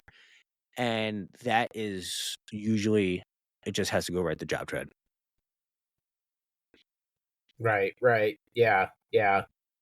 We just signed up for job tread. We're just getting implemented and through all that. I was when we're talking at FabTech, we're looking at a bunch of different options, and Hmm. we're pretty excited for that because I think that is going to help with a lot of organization and details, like you're saying, and then more importantly, job costing, and then trying to find where we can hone in on efficiencies and everything. So Yeah. I'm really looking forward to getting that set up and using that with the guys. But do you share your bid hours on every job with your guys then? Hours. Yeah. Yeah. Is that something? Yeah, yeah. Oh, So I 100%. guess I've always had mixed feelings on. I feel like if you get the wrong guy with it, that they're going to milk the job to try to drag it out to what the bid hours are. But I guess if that's the case, if you're still making time on what was bid, you're still making money. But it also, on the flip side of that, allows you to hold accountability if they're not making the hours on it too. Hmm. So, but Well, I but mean, yeah, I I'm think thinking it's that really important would to help our guys too. I think it's important that when guys do come in under hours, you recognize them and you appreciate that, and you know, you throw them $20. If they're 3 hours under, what the hell? Throw them 20 Right, bucks in cash. That way it's like, oh, well, maybe I won't milk that out. And you don't do that every time. Well, like right. it's not a one for one. But I think that would help minimize um them milking it out on hours. Like we try to, I try to bid pretty competitively with things, and our struggle. Well, Dylan usually kills it on everything and is always at or under hours. Um, Most other guys, their struggle is trying to get them to be at hours. So I don't Mhm. really have that much of a problem with them milking the job because you know um we have the equipment to do things efficiently, but I feel like my hours are pretty spot on a lot of times. So, Yeah, but yeah, the yeah. job costing thing is really awesome. Job Shred is really good for How that. broke how broke down have you done that in job tread for job costing and time tracking? Do you break it down to like the saw cut and the layout, or do you just do it as No, the no, no, overall no. scope of No, jobs? I lay it out as best as so there's a balance between that because you don't want to. So here's what I do. Um you don't want to overwhelm the guys by having them clock because each line item that you put on there with an hour, they have to clock into that. I don't want people clocking in Right. and out of things like 3 times in an hour because they're doing 3 different things. So, um, well, give me a sec. Let me think about this. We have site visit cost. Um, we have so that's a line item with an amount of hours. We have design time. We have cutting, coping, and material processing. Under that, I will typically try to break out each process and the hours that, if I say there's 15 hours for material processing, well, cutting the pipe is 2 hours, bending it is 2 hours, um, cutting like plasma cutting the plates and cleaning them up, that's 3 hours. And so, like, in the description, you can write out how many hours that you expect each of the material processing processes to take. Now they can't clock into each one of those. I don't have them clock into pipe cutting, pipe notching, plasma cutting, grinding, things like that. Like I put it there for reference. Like, hey, this is where I Right. came up with Right. 15 hours. You know what I mean? So we have material processing, we have shot fabrication, which is, if I need to, I'll break that down a little bit. All right, well, the straight rails should take this much time. The stair rail should be this much time. The platform landing, blah blah blah blah. Um, we've got delivery, because you have to charge for, then we got material. We've got the powder coating cost, which is all broken down per foot, for different types of rails. We have our library of all the materials, where we get them. Um, We have installation time for helpers. We have installation time for welders. So whoever's driving the truck, they clock into the mobile welding rate. Whoever's riding the truck clocks into the helper rate. Because I charge, like, if there's 2 people going out, typically I'll do 1 mobile rate and 1 helper rate. Right, Unless you've right. got 2, unless they're bringing the tow behind welder, which is I'd charge, and they're both actually running generators. At that point, I'll charge that. I'll put 2 mobile rates on there. Then we've got broken down to pickup, delivery, and pickup for the powder coating, because our powder coat is about 35 minutes away. So it usually works out to be like, hour and a half, 2-hour round trip for each, for the powder coating. 30 minutes there, 35 minutes there, unload. Like I usually put an hour and a half for each round trip. So you go drop it off, then pick it up. So, delivery, clock into delivery time. If we deliver the pieces to the customer, like, if we're not going to install them, that'll be another clock in item. And I think that's it. So I try to be as transparent with the guys about how I came up with the numbers, because, this is also for me too. Like, and I tell them, I'm like, Right. Well, if plasma cutting took you 6 hours and, I only bid for 4 hours, like, I want you to make a note on the actual, like, dashboard, say, hey, plasma cutting, nothing went wrong, but it still took 6 hours. Like, maybe I was just off. Like, that's something where right. where when I'm able to look back, I can be like, well, you know what? He was right. Maybe I just made a mistake. Um, or it took 6 hours because we had to change the consumables and something went wrong. We had to order more material or whatever, you know what I mean? So, I welcome the feedback of, things that go wrong, and maybe I was just really just off on my time estimate. So, I try not to be too detailed with my estimates, but I think it's important to convey your, like, how long your expectations of how long it should take, so that they have a goal. You Right. you you know what I mean? Like, if you lump all of your material processing into one time number, like, how is that broken out? Like, they don't like, I think it's beneficial because if they don't have a goal that they're working towards, then how do they know what success is?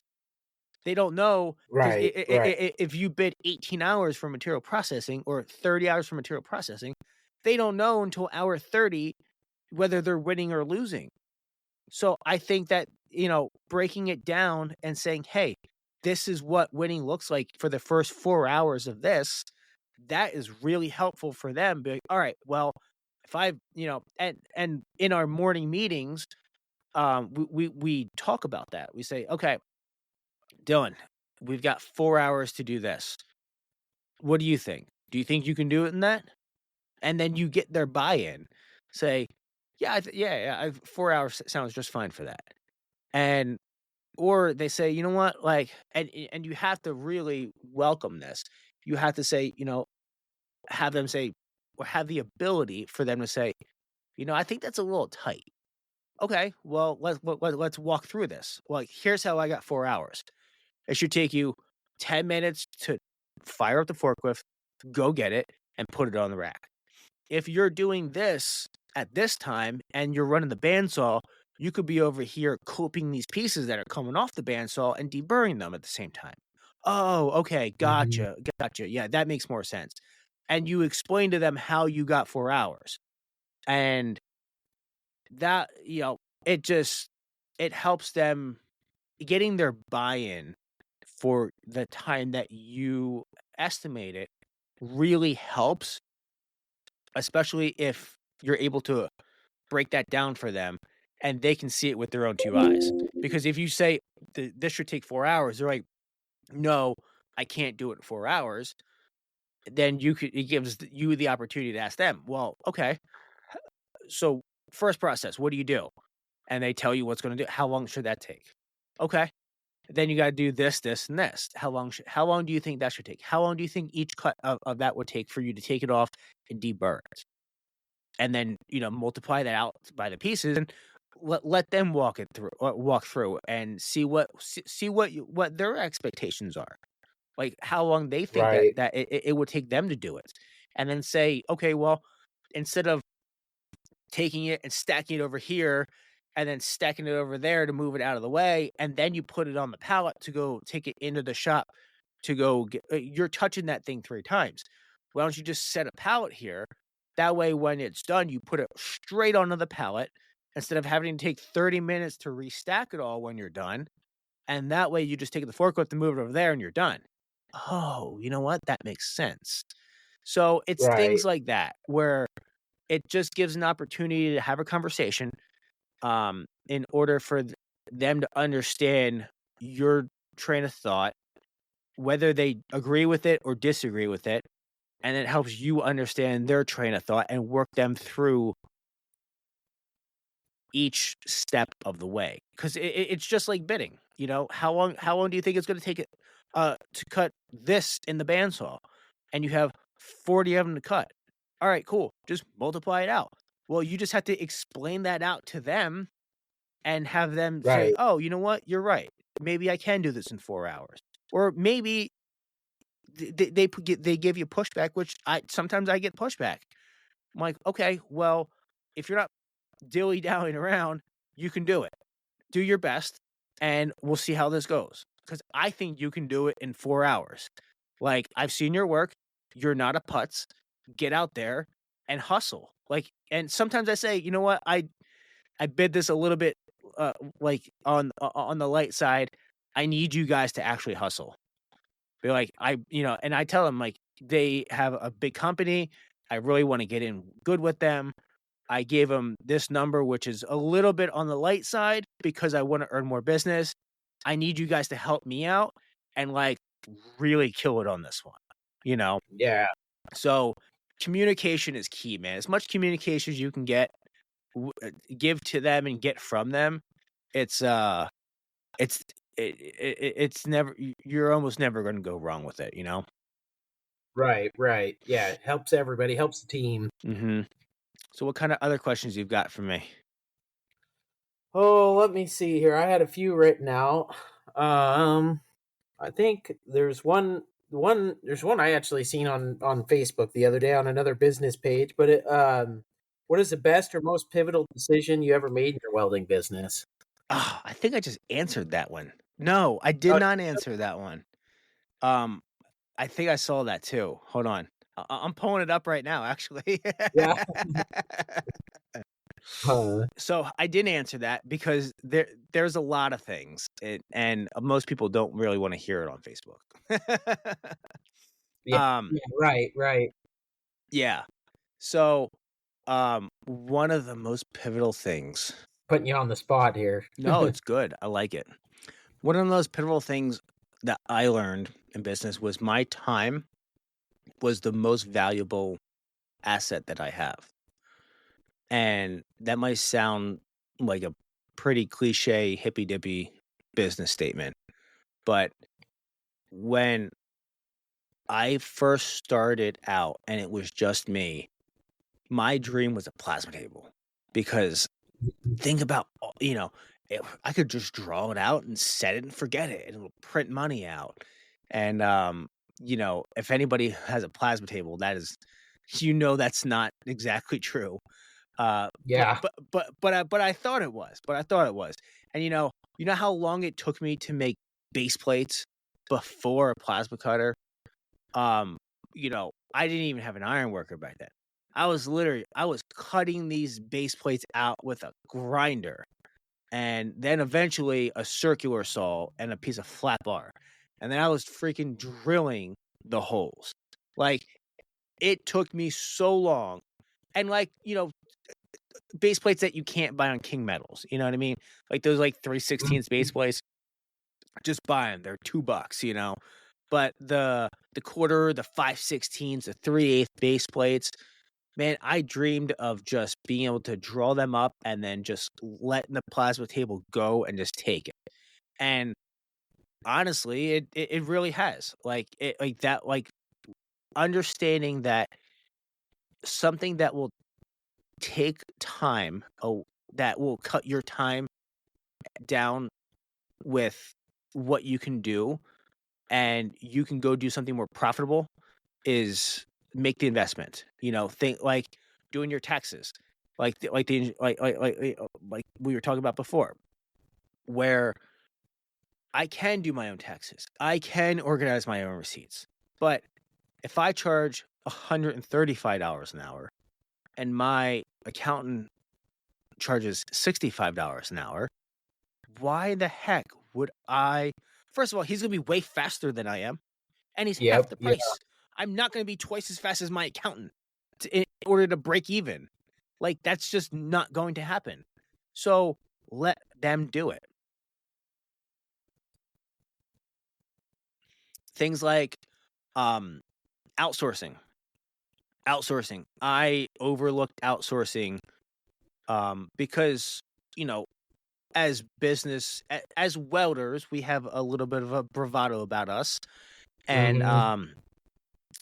we can do it all. Doesn't mean we should do it all. You know, I experimented with a lot of things, and sandblasting and painting was one of them. I lost tens of thousands of dollars trying to sandblast and paint in house in order to cut my lead times down so that I can make my customers, so that I can have a little bit of an edge over my over my other competitors. Well, that was a terrible decision. It was a Yeah. terrible Yeah. decision. Nobody on my team, who needs to stay small and versatile, likes painting. If you hire a good fabricator, um, most of them don't like painting. Our painting setup it wasn't terrible, but it wasn't great. It was not a professional paint booth. Our sandblasting setup was not terrible. We had a 90 CFM engine drive Ingersoll Rand compressor. We had a 550-pound pot. We were doing glass media, and when it worked great. But most of the time when it didn't work great, it really kind of sucked. And Yeah. I did that on a budget. I got that at an auction. I didn't want to spend the $8,000 on a brand new blast pot with a dead man switch and everything like that. And just being a little bit on the frugal side of it to just be on the frugal side of it. Nobody liked to sandblast, putting that helmet on, getting covered in dust for hours in July or August. It sucks. You know what? Just send it to the powder coater. Let them sandblast Yeah. it and be done. Like, why bother? So, like we struggled with painting for 2 or 3 years, and finally, I bought an enclosed trailer, and now we put the material in the enclosed trailer. We drop it off at the powder coater. We come back and we pick it up, and it's beautiful. It's done. I don't worry about not hitting hours. I don't have to worry about the weather that outside, whether it's too humid to sandblast, or it's raining or it's snowing. And we had a we had an inflatable paint booth. This is like a 15 by like 30-foot inflatable paint booth. And I'll tell you what, I did everything I could to make that thing a good paint booth. I covered Yeah. it with plastic so it was waterproof. We had poles that we stuck up so that when it rained, it didn't pool. We had like a second floor in there.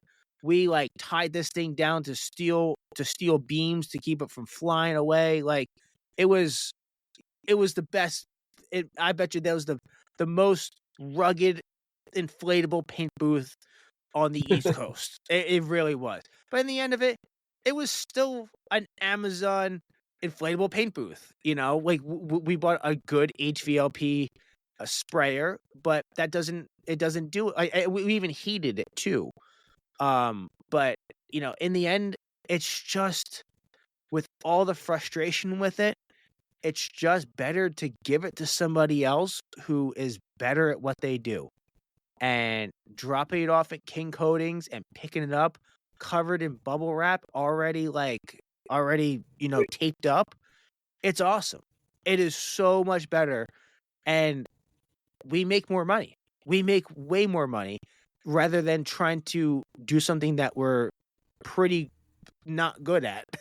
And so outsourcing, I'm shopping around tube lasers now, because tube lasers, for a lot of stuff that we do, we're getting into the 3D drawing everything, because really that's just the way that everybody else is doing it. We need to do it too. Well, if I'm trying to find good, reasonably priced and reliable steel detailers, so that we can just 3D print or 3D draw everything.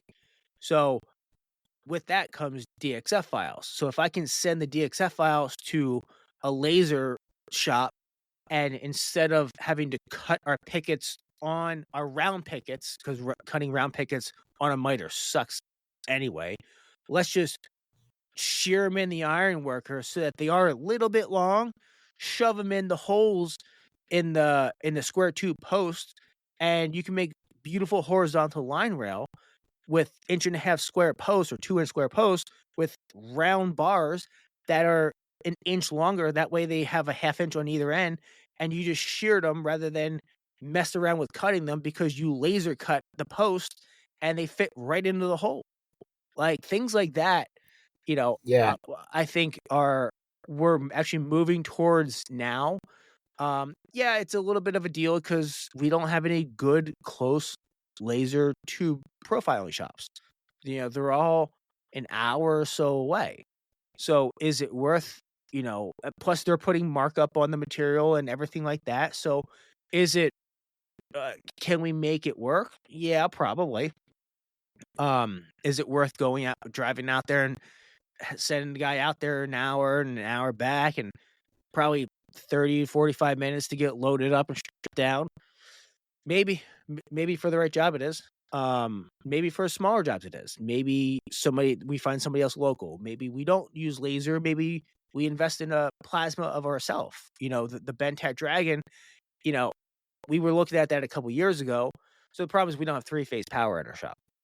Oh, yeah. I was looking at the Bentech Dragon. This is awesome. I'm like, well, why don't I just buy a laser from China, like a laser tubing profile, for like $100,000 instead of like $75,000 for the plasma. Well, the thing is, we're not at a place where we can even do that. So maybe it is just better to buy a used Bentech Dragon and and it's still the same concept. Maybe got a little bit more cleanup because it's not laser quality. Not quite the accuracy, but it's not the accuracy. But you know what? Like, it's headed in the right direction. Right. So that's my thought is a baby step into it. I think we're thinking the same thing next year as a tube plasma, just for the cost perspective, and then see how that grows and what other opportunities will come of it, and then maybe make that decision down the road towards the tube laser. Yeah. But I do see, I mean, the more and more I think about it, anything that you're running through on your bandsaw of any repetitive quantity, even if it's your square posts or anything, you could throw it in that tube plasma and walk away and let it cut out the quantities while you're on doing the next step of the fabrication, rather than sitting there doing cut by cut on the bandsaw. So even if you do have to sit there and babysit it and catch like the machines where it spits the part out, there's still not a real great way other than just letting it drop into a tray to then like at that point, like the last little bit of the cut, is it really supporting it well, this and that? Even if you have to have a guy there babysitting it and catching all the pieces, it's accurate. It's accurate and it's dead on. You know what I mean? Right. And while it's cutting the holes in the other one, he could be deburring the ends of the one that he just so, is it as efficient as you can be? No. Is it is it 50% as efficient as you is a 50% step in the right direction? Yeah, absolutely. So, can it be Mm-hmm. 70% on some jobs? Yeah, it could absolutely be 70%. Um, Right, right. more efficient in the correct direction.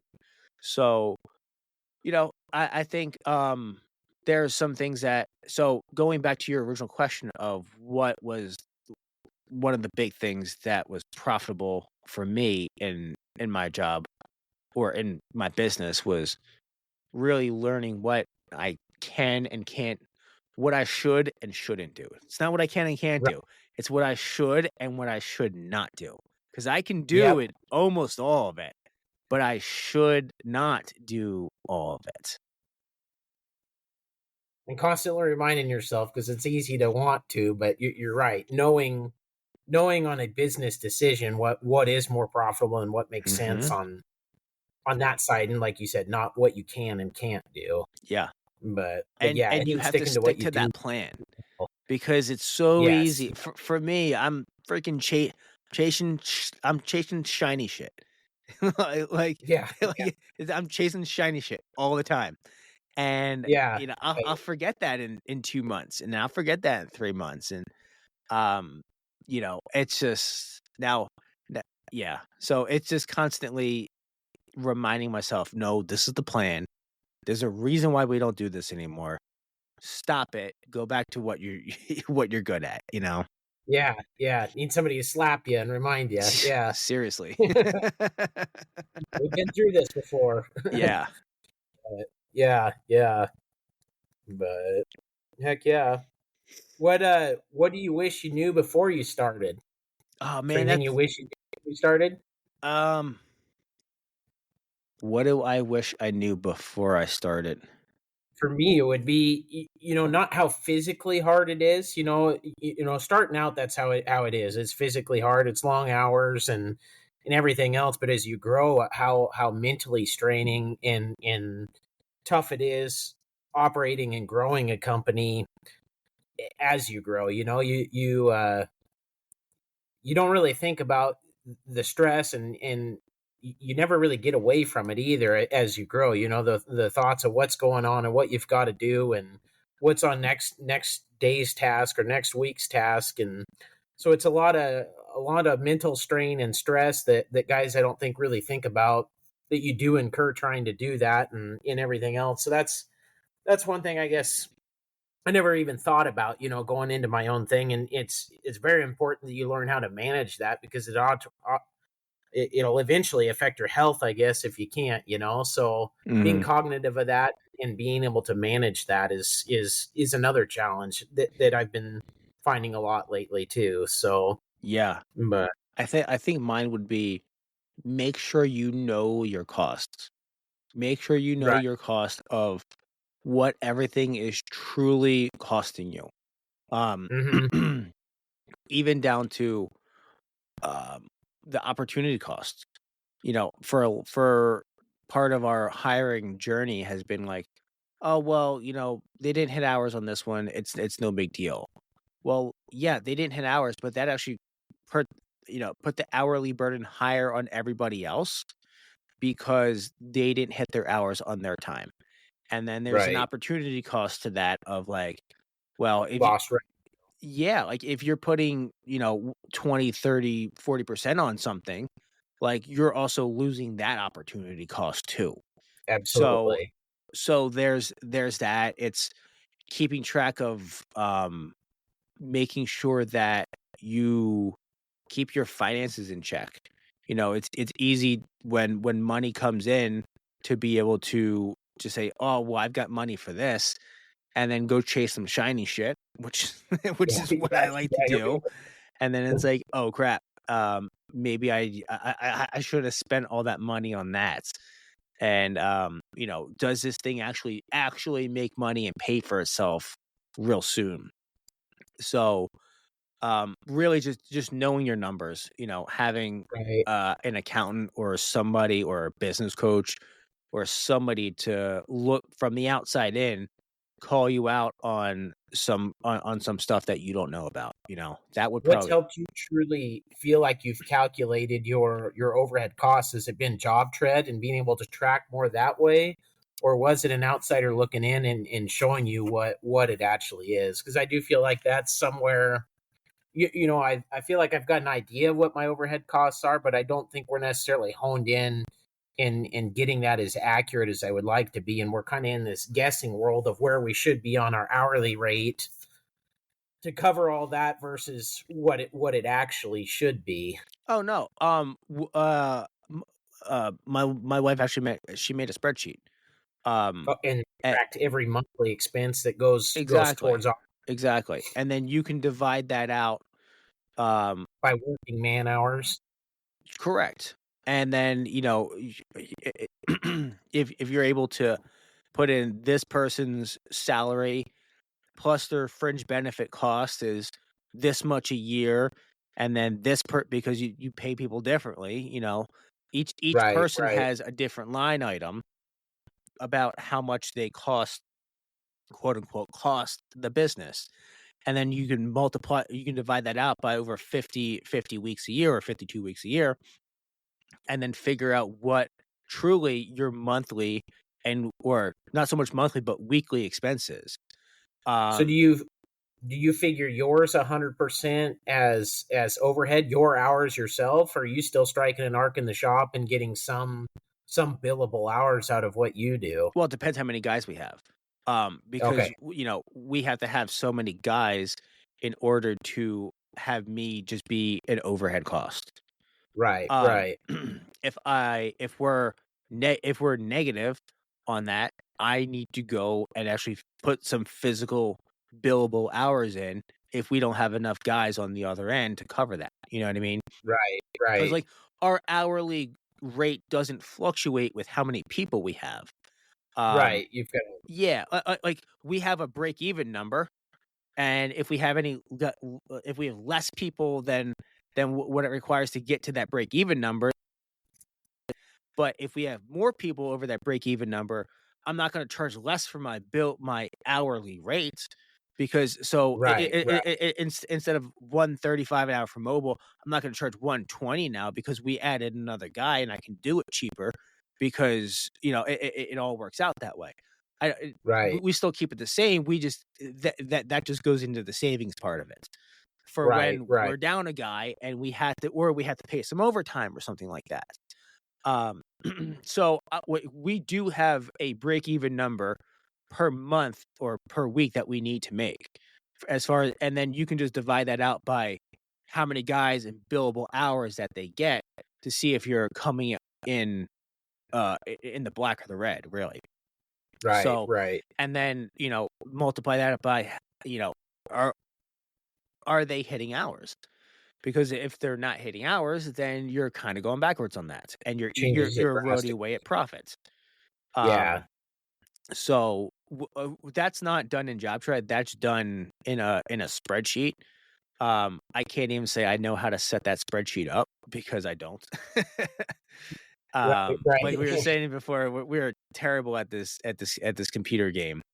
But it's something that I didn't calculate that early enough, and I was able to, you know, let my expenses go beyond what they should have been because I didn't truly know how much money everybody was costing me, and Right, how not right. hitting hours and me, working on the business rather than in the business actually put us behind because we weren't having enough billable hours per month because I didn't know my numbers. So I would say, well, I need to work, on the business rather than trading my hours for dollars in the business. But we didn't have enough people to even uh, be in the black when I was trying to do that, and I didn't know that. So Right, knowing your numbers when you hire people, like 100%, you have to do that. right, You can right. put yourself in a really bad spot, especially if you're able to use debt. Like you might be robbing, like, yeah, you've got money to pay for payroll, but all the lost all the lost hours and the losses that you're taking, you could just be putting on credit card or your line of credit if you're using that to buy your material. Yeah, but slow downward spiral then. Exactly. Yeah. Oh, that makes sense. I think that's a good point for a lot of people that are learning or growing. A lot of focus should go in on that from the very root of growing a business and knowing that to help perfect that, because it's overwhelming on how quickly I guess it can overtake you. Mhm. Especially with growth and making payroll every month, and as you grow and have more overhead costs, it's a lot to come up with every month to keep moving month by month and moving forward. Yeah. But Making sure you stay Yeah. stay up on billing and don't let Yeah, people fall yeah. behind. Holy cow. Right. Yeah. But do you have any big plans or purchases for the new year? No purchases. I don't No have any. purchases? We are really good. We have all the equipment that we need. It's all in really good, pretty good shape. I don't, the only thing I would like is a tubing profiler, but I don't think we're going to Mhm. invest in that until we grow beyond outsourcing it. So, once we start outsourcing it and it doesn't make sense to outsource it anymore, then we'll probably buy one of those. But we got all the tables, we got all the overhead cranes, we got the mobile rig, we've got the cutting shop, the tubing roller, plasma cutter. Like we're pretty good for the spiral stairs and the staircase game, and I can't think of anything that's really worth, like, we got a new synchro wave, not new, but another TIG welder. What else? That's it, man. I don't think we're gonna. There's nothing big on the purchase side of things this year. It's just building, getting the right people on board. Right. That is my number one goal this year, is to get the right people on board. We've got our processes, we've got job tread for the costing and like we've got the whole structure. We just need to plug people in and work what we've got. So Heck yeah. So No, that's awesome. yeah, that's mine. But Yeah. how about you? If we can swing it, I think for us a tube plasma next. Whether or not be this year, I don't know yet. I'm kind of hoping it is, but on the flip side of that, we're burning up real estate. We're running out of shop space, so I got to be careful. We have all these wants for equipment, but we got to be careful that we don't ruin efficiency by taking too much of our floor space up. Yeah. So, but I do see a lot of opportunity in improving efficiencies with that, especially if we decided to scale our headache racks. I really think a tube plasma or tube laser would cut fab time in half on them, but there's still a lot of other work that we do, and I gotta justify taking up the floor space to put one in there too. So, but Yeah. other than that, we're pretty well set too. With the plas table and the equipment we do have. We just picked up another service truck, so we're setting up a second truck for this year to run 2 mobile rigs. Nice. And that'll be huge. My personal truck was loaded up a lot this last summer trying to run 2 and keep up with all of it. So it'll be nice knowing I don't have to use it and beat it up. So, but yeah, and then like same thing is getting the right guys and the right team and continuing to build that and hopefully build that long-term outlook of guys that'll be here for a career. And as we establish that, I think that'll make things a lot easier on the day-to-day operations too, and help mitigate the stress level of things and all that. So really looking forward to that, and keep improving systems and processes and making things flow better. Nice. But yeah. Do you have room to put a sea containers at your place? Yes, yeah, and I actually use 3 of them currently. So we got 4.5 acres here. Did I ever send you the picture of our cutting shop? I don't think you did. No, you'll have to send that over. All right. So if we do make the purchase of a plasma tubing profiler, we don't have the shop space inside to set it up. So I was gonna buy 2. So our cutting shop now two 45-foot sea containers put together. We cut the middle out, and then we put a 26-foot Okay. door on the one end, or not the one end, the one side. That way, so it's split in half. So you So can load with forklift. yeah, so each door is like 13 feet wide, and it's on steel angle track, and it opens up. So the material comes off the truck, and then it's wide enough that we can fit it on the horses inside the cutting shop, and then we can put the plates underneath of it. And then we got one of those, I don't even know who makes it, straight out of China. We put an I-beam in the middle, and we put a rack on the other long side, and we have a wireless little like 110-volt electric winch that runs. It's powered along the I-beam way, and it's powered up and down. So we can take those pieces, put it right on the rack, or we can put it on the chop saw or the bandsaw. And if we were to get a something like a Bentag Dragon, we would just put two 40-foot sea containers end to end, open up one side of it, do the same door setup again, so that you can put a 24-foot stick in there, and that way you can still have it stick out the other end into the other sea container, as far as you need.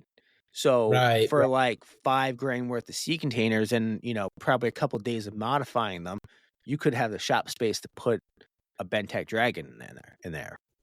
So That's a great idea. Yeah, yeah. Have you done much research on two plasmas? Is the Bentech Dragon your number one choice, or we've been looking at the EMI setup, the L squared. We've seen them down at Tech. yeah, And they're actually made like 25-30 minutes from our shop. that's what I thought. Yeah, I remember them being in Pennsylvania. Yeah. For the price of them, they're not what we want. I see. The Bentech Dragon, I think, can a larger tube. I believe. I'm not sure. I can't quite remember. They're pretty comparable. Mhm. The EMI is sweet. Like the way that their proprietary setup, their software is, like It's very user friendly. it is user friendly. Like you have to build each rail in their system. Right. If you like, they have that cool, like, it's almost like a tab and slot where it like kind of like it has a tab and a slot in the other, in like the post, and it goes in and locks itself in. If you use that feature, you have to design it in their software. Whereas, and that's and it's not that hard. Both of them work off the center line of a pipe or a tube. I think the L squared was like, I don't know. I think it was more expensive than the Bentech Dragon, fully outfitted with the water bed setup and everything. Yeah. I liked the Bentech's software. Their software, you can design it in their software. It's super easy. Now, both of them are able to bring in DXF files and cut them well. I don't know. I think just for the EMI was pretty robust. I don't know. I just wasn't super impressed with it. I think I liked the Bentech Dragon more. It's been like 2 years since I really looked into it. So Yeah. it's hard for me to rattle it off the top of my head, but I think when it came down to it, it was just the Bentech Dragon's been out there. It's tried and true. They still serve. I mean, they're both assembled in the USA. They both have decent service. It was just, I think it came down to the price. I think they were so comparable that the EMI was just a good bit more expensive. Like a Right. good Right. bit more, like a significantly more expensive. Yeah. Yeah. And so I didn't. It was the price. I think it really came down to the price, and I have to look at them again. I don't think I liked. I think they both had 4-jaw chucks on them.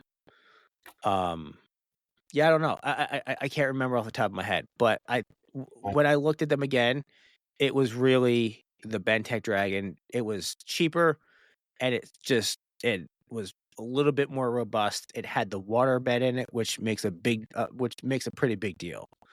Oh yeah, The yeah. EMI didn't have a water setup on it, or they might have had a water setup on it, but it was kind of janky. It was like a plug you had to put in the back of it or something like. No, that was actually the EMI. No, that was the Bentech Dragon. I don't think the EMI had any water to it. I don't think they do. I don't remember Yeah, seeing any. and the with water and plasma, it makes a big difference. Oh, huge. I Yeah, was actually yeah. looking at the JD Squared XR12, Oh, okay. because I really like that because you can do bigger stuff. You can do 12-inch stair channel, and that is really Right. awesome. Like basically, that's an entire railing machine right there. You know what I mean? Um, it has a gantry setup on it, which is cool. You know, with the bigger stuff, you kind of need that gantry. Right. I like Bob from JD Squared as a person. I don't think when I was looking at it like 2 years ago, it had just come out and their software wasn't quite dialed in where it needed to be, and they were still working over. For me, software is everything on the user interface. Yeah. Yeah, And it's yeah. like, We're still having turning a 12-inch stair channel, you need to go slower around the corners because that throat is deeper, and right. you can't use the same plasma speed as you are going on the 3/16 web on it, and it's things like that they were still kind of dialing in. But I think dollar for dollar, that would be a better machine. I think you could probably move a little faster on a machine like the EMI or the Bentech Dragon. But I think if you're looking for all around better stair fab machine, small shop machine, I think the JD Square is kind of where it's at. They were working on, they have a marking system. They were working on an annular cutter drill setup for it too. So, that would be cool. so Yeah, so you can drill all your stair holes. yeah. Well, even if you don't want to plasma them, if you've got tube or something, I guess some people, I guess there's a need where instead of plasma cutting the hole, you want to drill a hole. Hey, awesome! They've got a setup that you can put an annular cutter on there and just drill the hole. I think that would be really cool too. So Yeah, when we're ready, I think we're gonna give that another hard look, because the fact that you can do stair channels on it too, that's like yeah. that's huge. Oh, that's awesome. So, Heck yeah. but yeah, man. Do you got Go ahead. you got a date set for Fabricator Olympics yet? We don't. We're meeting this month to nail down a place to do it. We have a couple places in mind, but we're gonna decide on a date probably around February-ish. Okay. We're definitely doing it. We're 100%. We have a couple places that we can do it now. I just think I want it to be its own standalone event rather than doing it at some place. Like rather than doing it at a welding suppliers, or rather than doing it at a school or another fab shop. Like I would like to find an event space, really just a big open parking lot that somebody will rent us. Right, Or right. even a fab shop that has just a big covered space, because the last 2 years we had issues with rain. Yeah, And that sucks. We're pushing off to like mid to end of October to try to help mitigate us being in the rainy season. So it's going to be mid to end of October. So it's far enough away from Yeah. FabTech that it's not like, oh, I can't make it because I just want the FabTech. Give you like a month reprieve in there to get back into things if you want to come out and do it. So Yeah, yeah. Well, let me know if you guys ever need any help running it. I'd love to come down year after year and help with setup and dude, any way I can. So you guys absolutely. succeed. All the guys who fly in, they all fly in the day before, and trust me, I put them to work. So Yeah, no, I'd love to be a part of that. I'd love to see it become a national event too. So if there's any way, if there's anything on this side of the country we can help with, or we've got a lot of resources over here we could pull for you if it ever gets to that point. There are, man. I've got 3 places to host it that have tens of thousands of square footage. And like I've got places to host it in Ohio, Utah, and Texas. It's not ready to go on the road yet. Because we're still working down the standard operating procedures and how everything would work to be mobile. Like that's also why I want to have it at a spot where it's like we have to stand this whole thing up on our own. We have to get our own power. We have to get our own, because like if that has to happen other places, I don't want that to be our learning experience of doing it somewhere where I'm not familiar with. I want to understand like this is the cords I need. This is the power box I need. This is the size generator. And it's just things like that where I think I need, at least another year here in Pennsylvania to do it before we take it on the road, which is, another thing that I'm putting a lot of energy into this year is making that good, because, I'm terrible at marketing. I'm for you. What's that? I see a ton of potential with it for you. So there's so much potential. Yeah. No, I do see a lot of opportunity for you, and I hope to see it succeed. But you're smart to do it methodically to make sure you can grow it organically and support the growth that it is going to take. But I do see it's pretty cool what you started. It even gets me, really excited thinking about it, and I think the same for a lot of other fabricators and all that too. So. Yeah, but I agree, man. Who knows? You might be on Amazon Prime someday with some game show or something with it. That's just something working with that. That's on the horizon. It's on the horizon. Yeah. No, I can see it becoming a thing. So yeah, I agree. But, no, that's cool. Yeah, so it's definitely happening.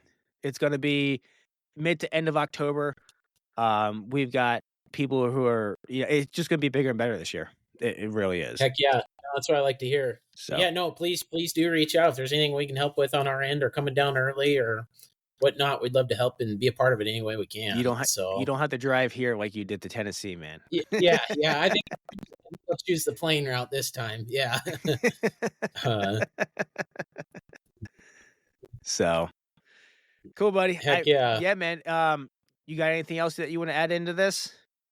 Man, I don't think so. I appreciate the opportunity to come on and visit with you. And, it's pretty cool. It's probably about 2 years ago, maybe a year and a half ago, is when I first found out about your podcast. It was actually one of my employees. We were headed to a job site down in Oregon, and that's how I came of it. And then I listened to every episode from there, and it's cool to have had the chance to meet you and spend some time with you. And cool. Now look at, here we are, we're on the podcast, and heck yeah. So no, really like what you're doing. Even like you said, I think there's a ton of value you're adding to a lot of guys that you don't even realize. But even for me, the first couple episodes I listened to, there's a lot of people going through the same struggles and challenges and wins that we are, and it's very reassuring, I guess, to hear it and learn from it. And we're all in it together. So yeah, it's cool. You've done a great thing. So we absolutely are, man. Cool. Anyways, so well, I appreciate that, awesome. Buddy. Thank you. Yeah. Yep. You bet. And we'll be in touch. Looking forward to seeing you again here one of these days. All right. Sounds good, Steve. Talk to you soon, buddy. All right. You bet. All right. Bye. See you, man.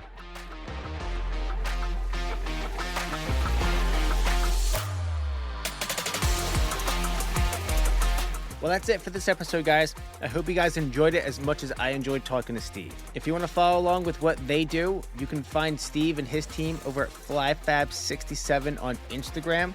If you guys like this podcast, please share it with somebody else. The only way that I make this grow is by you guys. So if you found value in it, send it to somebody else. Leave me a 5-star review on your favorite podcast player. And check back in 2 weeks for a brand new episode with another business owner you haven't heard from. So, till then, get out there, get it done, and get it invoiced.